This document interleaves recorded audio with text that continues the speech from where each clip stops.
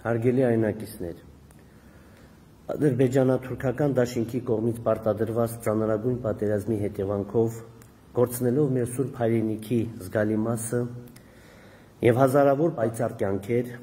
այնուամենայնիվ մեր ժողովրդի հավաքական ուժի եւ կամքի շնորհիվ մեր նվիրյալ զավակների արյան գնով մեզ հաջողվել է պահպանել Արցախ աշխարհի մեծ հայքի պատմական 10-րդ նահանգի մի մասը, որտեղ շարունակելու է ապրել, արարել ու պայքարել արցախահայությունը հանուն իր իրավունքների ու ազատությունների, հանուն ազգային արժանապատվության ու հարատևման։ Նախ եւ առաջ կուզեի իմ խորին ցավակցությունները հայտնել բոլոր զոհվածների հարազատներին եւ ողջ հայ ժողովրդին, անդառնալի ու ծանր կորուստների համար։ Մենք ցմահ երախտապարտ ենք ու պարտավոր ենք հայրենիքի համար ընկած յուրաքանչյուր հերոսի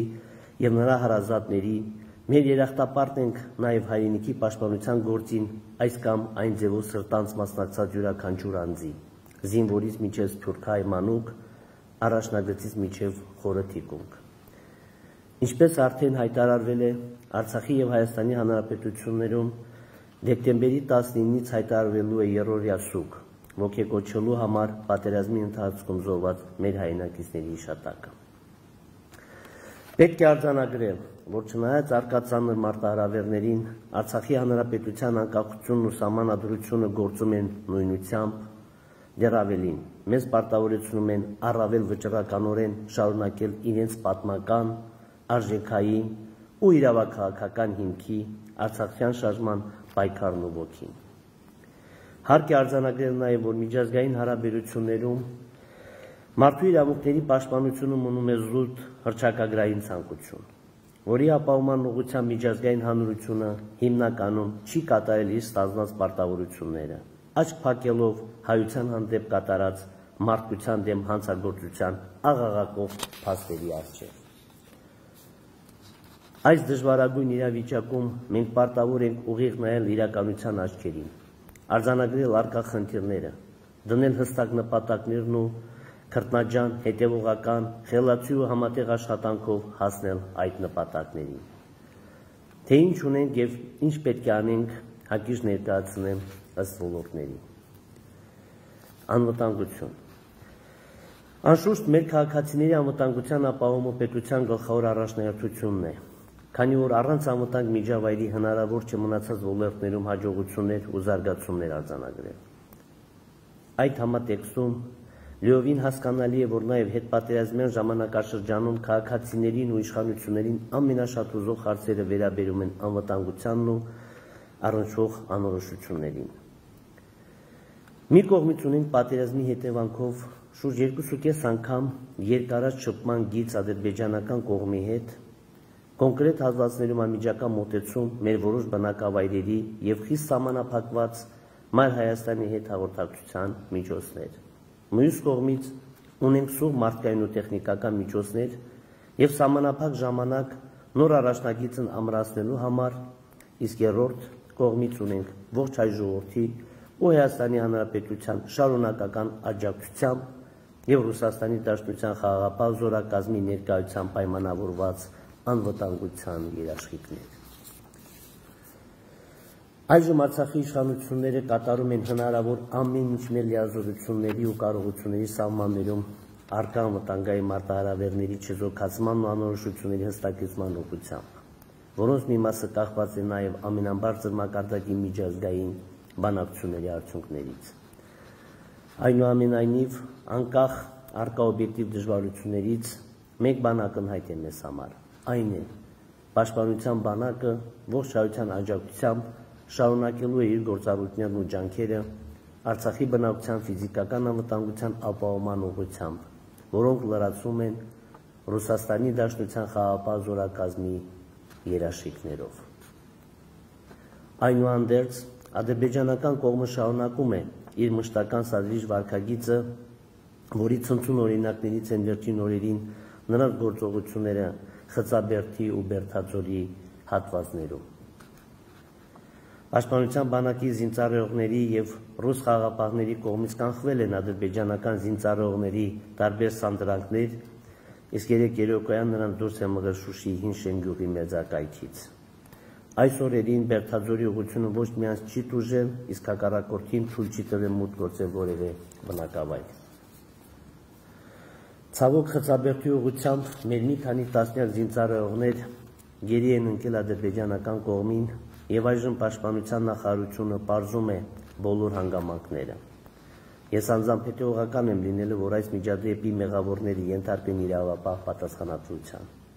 Նրանց արագ ու անվտանգ վերադարձը հայրենիք պետք է լինի բոլորիս առաջկա ջանքերի կիզակետում եւ արդեն իսկ քայլեր ձեռնարկում են այդ ուղղությամբ։ Հաշվի առնելով Ռուսաստանի Դաշնության ստանձնած խաղաղապահ մանդատն Արցախում, ակնհայտ է, որ նոյեմբերի 9-ի եռակողմ հայտարարության դրույթների ու ձևավորված շփման գծի խախտումները հստակ անհարգալից վերաբերմունք է Ռուսաստանի եւ միջնորդական ջանքերի եւ խաղաղապահ մանդատի նկատմամբ։ Ուստի Հայաստանի Հանրապետության ռազմաքաղաքական ղեկավարության հետ միասին աշխատում ենք ռուսական կողմի հետ, որպեսզի համատեղ կանխենք ադրբեջանական սանդրակները, իսկ պաշտպանության բանակը իհարկե զուգահեռաբար կատարում է իր պարտականությունները եղած հնարավորությունների սահմաններում։ Արտաքին քաղաքականություն։ Արցախի Հանրապետության արտաքին քաղաքական ուղղություններն ու առաջնահերթություններն ընդհանուր առմամբ չեն փոխվել, սակայն կրել են փոփոխություններ իրենց ուժգնության առումով։ Մասնավորապես հարկ է առանձնացնել հետևյալ հիմնական ուղղություններն ու նպատակները։ Արտաքին քաղաքականության գլխավոր ուղղությունը Արցախի ժողովրդի անվտանգության ապահովումն է, նաև քաղաքական գործիքակազմով։ Պետք է Արցախի ու Հայաստանի Հանրապետության արտաքին քաղաքական ամբողջ ներուժը խելացի ու հետևողական կերպով սպասարկի այդ առաջնահերթ նպատակի իրագործմանը, ապահովելով կայուն, տևական ու արժանապատիվ անվտանգ միջավայր սեփական հայրենիքում ապրելու համար։ Երկրորդ ուղղությունը Արցախի միջազգային կարգավիճակին առնչվող հարցերի հստակեցումն է, որը ենթադրում է Արցախի Հանրապետության անկախության միջազգային ճանաչում, հիմնված մեր ժողովրդի ինքնորոշման իրավունքի իրացման փաստի անվերապահ ճանաչման վրա։ Եթե նախապատերազմյան ժամանակահատվածում հակամարտության կարգավորման հիմքում դրված էին 3 հիմնական սկզբունքներ՝ ուժի եւ ուժի սպառնալիքի կիրառման բացառում, ժողովրդների ինքնորոշման իրավունք եւ տարածքային ամբողջականություն, ապա այս պատերազմը պարզապես վերացրել է դրանցից երկուսը՝ ուժի սպառնալիքի բացառման ու տարածքային ամբողջականության սկզբունքների իմաստը։ Մասնավորապես աշխարհի համար քննարկումից դուրս է այն ճշմարտությունը, որ Ադրբեջանն է դիմել ուժի կիրառման, որի ընթացքում համակարգված ու դիտավորյալ կերպով կատարվել է մարդկության դեմ ուղղված եւ բազմաթիվ պատերազմական հանցագործություններ Թուրքիայի ու վարձկանների ակտիվ մասնակցությամբ։ Ընդ որում, այժմ ոչ մի տեսանելի հիմք չկա պնդելու, որ միջազգային հանրությունը ցանկություն ունի պատժելու Ադրբեջանին ուժի ապօրինի կիրառման եւ մարդկության դեմ հանցագործության համար։ Բացի դրանից, ուժի կիրառման եւ քաղաքական պայմանավորվածության հետևանքով ոչ միայն Ադրբեջանը չունի միջազգային ընկալմամբ տարածքային ամբողջականության խնդիր, այլև այդ երկիրը վերջին պատերազմում բռնազավթել է 1991 թվականի հռչակմամբ Լեռնային Ղարաբաղի Հանրապետությանը պատկանող որոշ տարածքներ, Իլրոմն 1990 թվականի զավթած այլ տարածքների, տասնյակ հազարավոր բնիկ հայերին դարձնելով անօթևան։ Ուստի, եթե 3 սկզբունքներից երկուսը դարձել են ժամանակավրեպ, ապա պարտադիր է անհապաղ կյանքի կոչել նաև երրորդ սկզբունքը՝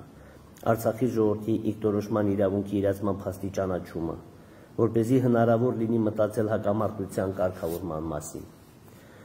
Այդ առումով կարևոր է հաշվի առնել եւ Արցախի ժողովրդի կրած զրկանքներն ու տառապանքները եւ նոր ոչռագործությունների արկա գոյաբանական վտանգները, Արցախի Հանրապետության միջազգային ճանաչումը դիտարկելով որպես փոխհատուցող ու կանխարգելիչ մեխանիզմ։ Բոլորի համար հասկանալի է, որ միջազգայինորեն ճանաչված կարգավիճակը նշանակալի գործնական երաշխիքներ է տալու մեր ժողովրդի անվտանգության ու իրավունքների պաշտպանության ապահովման համար։ Երրորդ ուղղությունը Արցախի հանրապետության տարածքային ամբողջականության վերականգնումն է, որը ունի եւ անվտանգային եւ հումանիտար նշանակություն մեր ժողովրդի համար։ Չորրորդ ուղղությունը մարդասիրական հարցերի կարգավորումն է, որը ներառում է թե գերիների ու անհետ կորածներին առնչվող խնդիրների լուծում, թե տեղահանված անձանց իրենց բնակավայրերի վերադարձի ապահովում, թե հոգևոր մշակութային ժառանգության պատշաճ պաշտպանություն։ Այդ համատեքստում շատ կարևոր է միջազգային մարդասիրական շարունակական աջակցության ապահովումը, որի առաջամարտիկն է դարձել օտարերկրյա պետություններից Ռուսաստանի Դաշնությունը, Արցախին ցուցաբերվող ուղիղ ու մեծածավալ աջակցությամբ։ Հույս ունեմ, որ այլ պետություններ ու միջազգային խոշոր կազմակերպություններ օրինակ կվերցնեն Ռուսաստանից, վերջապես կոտրելով Արցախի միջազգային արհեստական մեկուսացման սառույցը։ Անշուշտ Հայաստանի Հանրապետության անվերապահ, մշտական ու անգնահատելի աջակցությունը Արցախին որևէ կերպ չի կարելի դիտարկել այդ տեսանկյունից, եւ խոսքը բացառապես միջազգային աջակցության մասին է։ Հինգերորդ ուղղությունը սոցիալ-տնտեսական զարգացմանը եւ օտարերկրյա ներդրումների ներգրավման միտված արտաքին քաղաքականությունն է, ինչի շնորհիվ պետք է ձգտենք միջազգային մեկուսացումը վերացնել նաեւ տնտեսական առումով։ Հումանիտար եւ սոցիալական ոլորտ։ Արցախը վիրավոր է ոչ միայն մարդկային ու տարածքային կորուստների, այլ նաեւ ծագած բազմաթիվ եւ սուր մարդասիրական հիմնախնդիրների պատճառով, անհետ կորածներից ու գերիներից մինչև կացարաններ ու ավերված շինություններ, սոցիալական ապահովությունից մինչև հոգեբանական տրավմաներ։ Ուստի լուրումը նախապատերազմյան ժամանակահատվածում առկա մարտահրավերների ու կարիքների այժմ ձևավորվել են հսկայական ծավալի նոր կարիքներ, ինչը ենթադրում է պետական իշխանության ավելի արդյունավետ ու պատասխանատու աշխատանքի անհրաժեշտություն։ Մենք պետք է առաջին հերթին կարճ ժամանակահատվածում լուծենք մեր անօթևան քաղաքացիների կացարանների ու նվազագույն սոցիալական պայմանների ապահովման խնդիրները։ Դրան զուգահեռ ու հատկապես դրանցից հետո խնդիր ենք ունենալու բարենպաստ պայմաններ երաշխավորելու մեր բոլոր քաղաքացիների կյանքի որակի բարձրացման ու հանրապետության սոցիալ-տնտեսական զարգացման համար։ Այդ տեսանկյունից նախատեսում ենք մեկնարկել մի շարք ծրագրեր, մասնավորապես Հայաստանի Հանրապետության հետ համատեղ կատարել առավելագույնը բոլոր գերիներին տուն վերադարձնելու ուղղությամբ, ինչպես նաև ակտիվորեն շարունակվել զոհվածների մարմինների ու անհետ կորածների որոնողական աշխատանքները։ Կարճ ժամկետում կարգավորել անօթևան քաղաքացիների ժամանակավոր կացարանների խնդիրը, թե տարբեր շինություններում կենտրոնացված տեղավորման, թե բնակվարձի պատշաճ փոխհատուցման, թե արագ բնակարանաշինության եւ հնարավոր այլ ծրագրերի միջոցով։ 3 տարում բոլոր անօթևաներին ապահովել բնակարանային պայմաններով, մշտական բնակարանային պայմաններով։ Առաջիկա 3 տարում քաղաքացիների փոխարեն վճարել իրենց հիփոթեկայի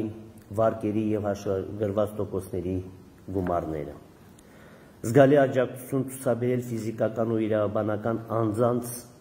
վարկերի սպասարկման մասով։ Այստեղ մենք արդեն սկսել ենք բանակցություններ բանկային համակարգի եւ աջակցությունը լինելու է շոշափելի։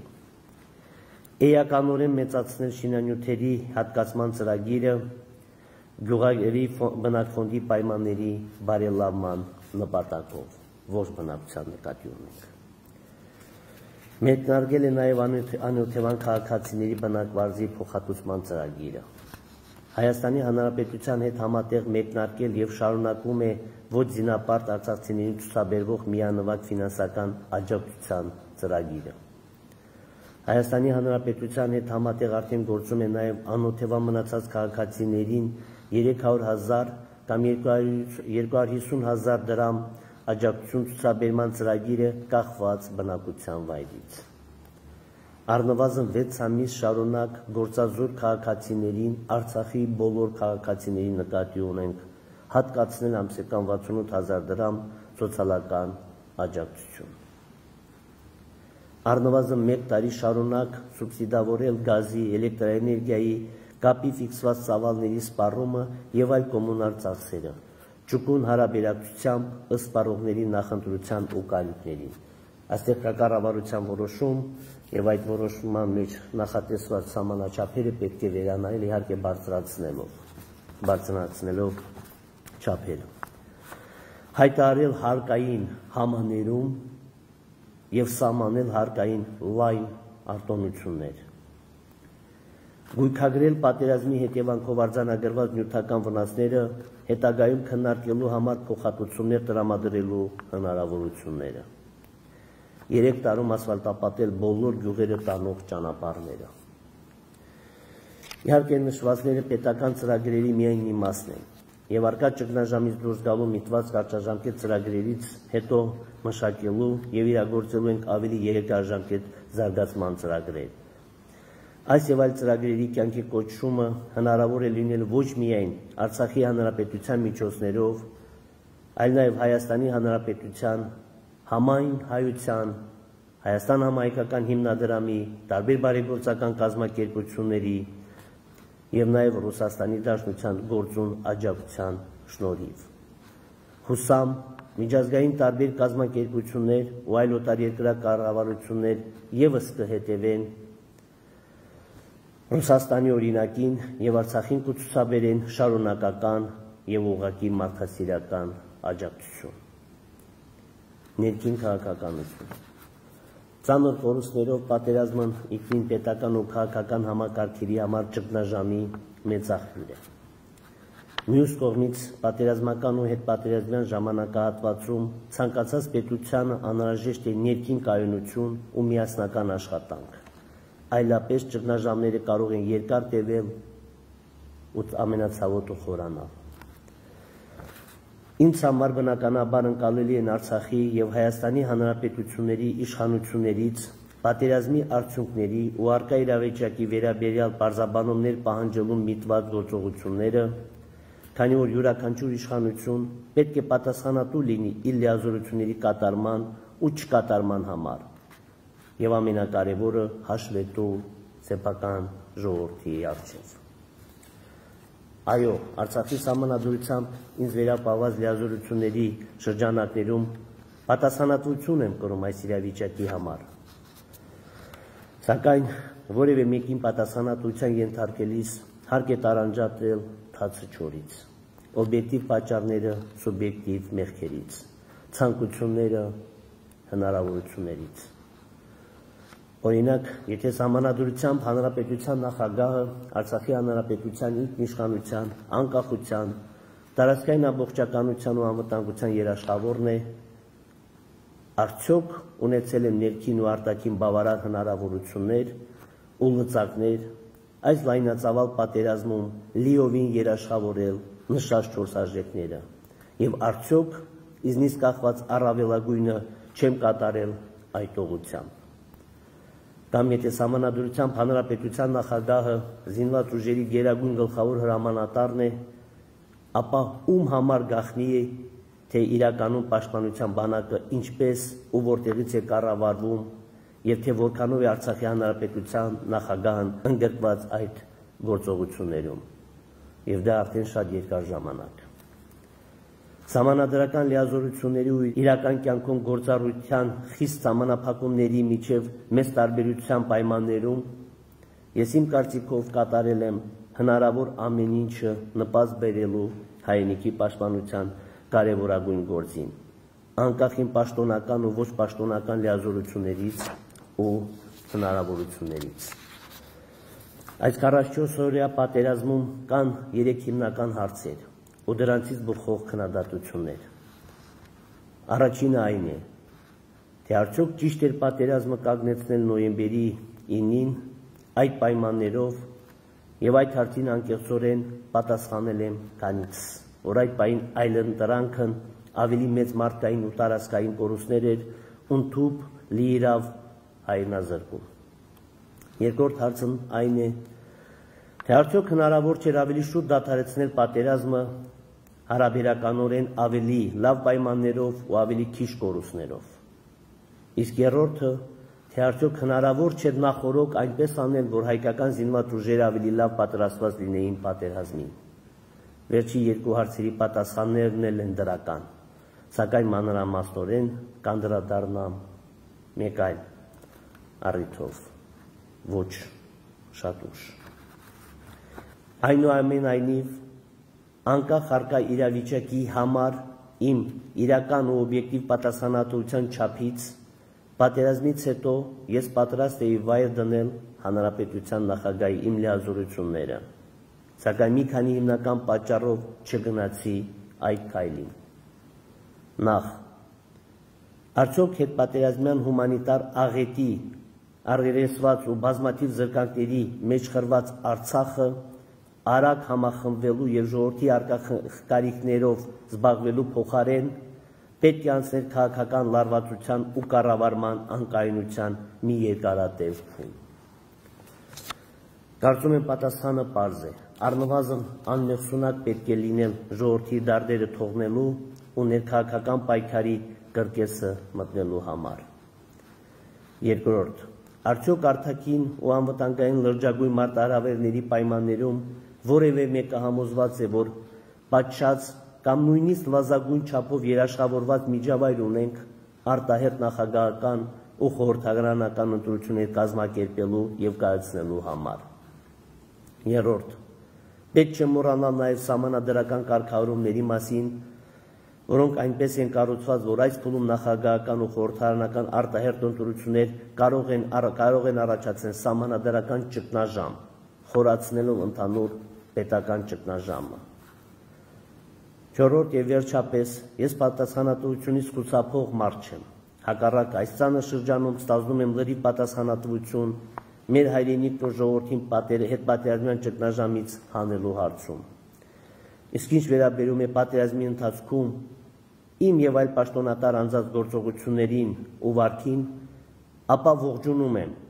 հասարակական տարբեր կազմակերպությունների կողմից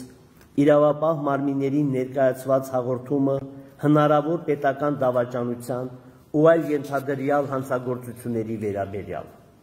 Ես պատրաստ եմ ամբողջությամբ աջակցել իրավապահ մարմինների արդյունավետ քննություն անցկացնելու այդ գործի մասով, պատրաստ եմ նաև անձամբ պարզաբանումներ ներկայացնել։ Իսկ ինչ վերաբերում է հետաքննության արդյունքներին ու դրանցից բխող գործողություններին,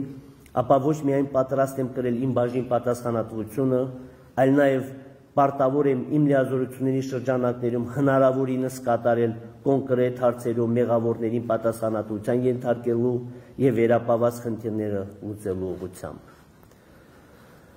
Այժմ գալով իմ որոշումներին ու ապագա անելիքներին կուզեի շեշտադրել հետևյալ կետերը։ Սկսել եմ քաղաքական խորհրդակցություններ խորհրդարանական ու արտախորհրդարանական բոլոր հետաքրքրված ուժերի և հասարակական տարբեր խմբերի հետ, որպեսզի համատեղենք մեր ջանքերը այս ճգնաժամը հաղթահարելու հարցում։ Արդեն մի շարք ուժերի հետ ունենք կոնկրետ պայմանավորվածություններ ու ջանքերի մեկտեղում, այլոց հետ շարունակում ենք քննարկումները և տեսնում եմ հնարավորությունը բոլորի հետ փոխհամագործակցելու։ Հարկ է ընդգծել, որ համագործակցությունը պետք է լինի լայն ընկալմամբ, այլ ոչ թե սահմանափակվի քաղաքական պատասխանատվության ստանձնմամբ տարբեր պաշտոններում կոնկրետ անձանց նշանակման տեսքով։ Այսինքն յուրաքանչյուր կարողունակ ու սրտացավ ուժ ու անձ պետք է հնարավորություն ստանա իր ներուժը ծառայեցնելու մեր նույնական նպատակի կյանքի կոչմանը, իսկ այդ ճանապարհին ես միշտ բաց եմ լինելու բոլոր ուժերի ու անձանց հետ համագործակցելու հարցում։ Թեև սահմանադրությունը հանրապետության նախագահին օժտում է լայն լիազորություններով, սակայն նշված համագործակցության ու միասնականության տրամաբանությունից ելնելով պատրաստակամ եմ հայրենիքի ու ժողովրդի համար կենսական նշանակության որոշումները կայացնել ազգային ժողովի, անվտանգության խորհրդի և ավելի լայն հասարակական քաղաքական շրջանակների հետ համախորհուրդ։ Ընդհանրապես, հանրային քննարկումների անցկացումը պետք է դառնա մեր քաղաքական մշակույթի ու կառավարման համակարգի օրգանական մասը։ Որոշել եմ հրաժարվել Ազատ հայերենիք կուսակցության նախագահի պաշտոնից և դուրս գալ կուսակցությունից, որպեսզի հանրապետության նախագահի պաշտոնում ես կարողանամ գործել եւ ընկալվել որպես պետության վերկուսակցական գլուխ, որպես մի գործիչ, որը պետք է ընդունի որպես հատկապես ճգնաժամային իրավիճակում համախմբող անձ։ Միևնույն ժամանակ գիտակցելով պատերազմի հետևանքով առաջացած հանրային ու քաղաքական որոշակի տրամադրությունները, հանրապետության նախագահի պաշտոնից իմ հրաժարականի անհրաժեշտության մասով կուզեի նշել, որ պատրաստ եմ հրաժարական տալ առաջին իսկ հնարավորության դեպքում, երբ հանրապետությունը ներքին ու արտաքին պայմանների ու սահմանադրական կարգավորումների առումով պատրաստ լինի պատշորեն ու արժանապատվորեն հաղթահարել նախագահական ու խորհրդարանական ընտրությունների ծանր դժվարությունները։ Առաջկա օրերին հաստատելու եմ կառավարության նոր կառուցվածքը, օպտիմալացնելով տարբեր գերատեսչություններ, որպեսզի հնարավոր լինի բարձրացնել դրանց աշխատանքի արդյունավետությունը եւ խնայել հանրային միջոցներ։ Հաստատելու եմ նաեւ կառավարության նոր կազմը, կատարելով նշանակալի կադրային փոփոխություններ, այդ թվում ուժային կառույցներում։ Ընդգծեմ, որ նոր կադրերի ընտրության հարցում հնարավորինս առաջնորդվելու եմ նրանց մարդկային ու մասնագիտական արժանինքների եւ հանրային հեղինակությամբ։ Արցախի հանրապետության պաշտպանության ու անվտանգության առնչվող նախագահի բոլոր հրամանագրերն ու կառավարության որոշումները ընդունելու են բացառապես անվտանգության խորհրդի դրական եզրակացությամբ, մնացած մարմինների կողմից ընդունվող վերաբերելի իրավական ակտերի մասով եզրակացություններ տալու համար կմշակեմ համապատասխան մեխանիզմներ։ Անվտանգության խորհրդի կազմը կընդլայնի, որում ընդգրկված կլինեն ոչ միայն կոնկրետ լիազոր պաշտոնատար անձիկ, այլ նաև հասարակական քաղաքական տարբեր շրջանակների ներկայացուցիչներ։ Պետական կառավարում։ Այժմ պետական կառավարման համակարգն ընդհանուր առմամբ ճգնաժամի մեջ է, որը բացասականորեն է անդրադառնում պատերազմի հետևանքների հաղթահարման աշխատանքների արդյունավետության վրա։ Ուստի նախատեսում եմ մի քանի օրվա մեջ կատարել բոլոր հիմնական կառուցվածքային ու կադրային փոփոխությունները եւ արագացնել ու բազմապատկել հրատապ հիմնախնդիրների լուծման ջանքերը։ Ժողովրդի հրատապ կարիքների գոնե նվազագույն բավարարումից հետո մենք պետք է ձեռնամուխ լինենք կառավարման բարեփոխումների, որոնց մի մասը նախատեսել էինք նախապատերազմյան ժամանակահատվածում, իսկ մնացածի կարիքը դրսևորվել է պատերազմական ու հետպատերազմյան պայմաններում։ Այդ երկարատև բարեփոխումների արդյունքում կբարելավեն հանրային ծառայողների մասնագիտական կարողությունները, կբարձրանա վարչարարության, քաղաքացիների սպասարկման, հանրային միջոցների ծախսման, պետական ծրագրերի իրականացման եւ մի շարք այլ գործընթացների ու ինստիտուտների արդյունավետությունը։ Պետական կառավարման բոլոր մարմիններին ու պաշտոնատար անձանց պահանջում եմ կատարել չափազանց պատասխանատու ու սրտացավ աշխատանք հետպատերազմյան ծանր մարտահրավերների հաղթահարման ուղղությամբ։ Մեզնից ոչ ոք բարոյական իրավունք չունի գլուխը հանգիստ բարձր դնել, եթե գիտի, որ իրենից է կախված զոհվածի կամ անհետ կորածի հարազատի, վիրավորի, անօթևանի կամ մեկ այլ խոցելի անձի այս կամ այն հարցի լուծումը։ Մեզնից ոչ ոք իրավունք չունի իրեն թույլ տալ շռայլություններ, երբ շատ անձիկ զրկված են կյանքի նվազագույն պայմաններից, երբ զոհվածների ու անհետ կորածների զավակները կարիք ունեն պարզուշադրության։ Յուրաքանչյուր հանրային ծառայող պետք է գիտակցի, որ այժմ Արցախի բոլոր բնակիչները այսպես թե այնպես խոցելի են, եւ բոլորս պարտավոր ենք ծառայել նրանց։ Պարտավոր ենք ինքներս սրտացավության ու ծառայության օրինակ լինել մնացածների համար։ Ես ակնկալում եմ, որ հասարակությունում երկար ժամանակ կտիրի փողօգնության ու համերաշխության աննախադեպ մթնոլորտ, ինչի շնորհիվ մեզ կհաջողվի արագորեն հաղթահարել այս ճգնաժամային իրավիճակը։ Իդեպ, նշվածի համատեքստում կուզեի անդրադառնալ նաև առաջնագծում ու թիկունքում սեփական պարտականությունների կատարումից խուսափած անձանց վերաբերյալ հանրային տրամադրություններին։ Այո, հանրության մեջ առկա է իրավացի, պարսավանք ու պահանջկոտություն նրանց հանդեպ եւ բարձրաստիճան պաշտոնատար անձիկ եւ հանրային ծառայության ցածր օղակի եւ մասնավոր հատվածի տարբեր աշխատակիցներ այդ հիմքով հեռացվել են աշխատանքից։ Պատերազմի ընթացքում ես հրապարակել եմ աշխատանքից ազատված որոշ բարձրաստիճան պաշտոնատար անձանց ցանկը։ Ավելին, առաջնագծի ու թիկունքի դասալիկները չպետք է հետագայում նույնպես որևէ հնարավորություն ստանան բարձրաստիճան պաշտոն զբաղեցնելու, քանի որ ժողովրդի համար ամենավճռական պահին իրենց պարտականությունների կատարումից խուսափած անձիկ պարզապես չեն կարող բարեխղճորեն ծառայել նույն ժողովրդին։ Իսկ ինչ վերաբերում է ցածր օղակի աշխատակիցներին, ապա հաշվի առնելով դեպքերի բազմազանությունը, ծագած որոշ իրավական հիմնախնդիրներն ու առկա ծավալները, այդ հարցը պետք է առանձին ուսումնասիրության առարկա դառնա, որպեսզի արդար որոշումներ կայացվեն։ Այնուամենայնիվ, հարկ է ընդգծել, որ խրախուսանքի միջոցներ կիրառելիս գործատունները պետք է անպայման հաշվի առնեն տվյալ աշխատակցի վարքը, պատերազմի ընթացքում բացառելով անարդար որոշումները բարեխիղճ աշխատակիցների նկատմամբ։ Սիրելի հայրենակիցներ, հիմնախնդիրներն ու մարտահրավերները չափազանց շատ են այս ժամանակահատվածում, երբեմն անկառավարելի ու անորոշ մեզ համար։ Սակայն մեր նախորդ ու գալիք սերունդների առաջ պարտավոր ենք ամուր կանգնել հայրենիքի փրկության եւ զարգացման դիրքերում։ Մենք ազգովի վճռական ենք պատվով դուրս գալու այս ծանր իրավիճակից, ուղղելու մեր մեջքը եւ առաջ շարժվելու մեր պատմական երթում։ Մենք պարզապես իրավունք չունենք ձախողվելու այս փուլում, ինչը կարող է նշանակել բոլոր փուլերի ձախողում։ Սա մեր արդար պայքարն է, մեր նախնիների պայքարի բնական շարունակությունը եւ մենք միանշանակ հաջողելու ենք։ Ամրություն, անվտանգություն ու հարատևում հայոց սուրբ հայրենիքում։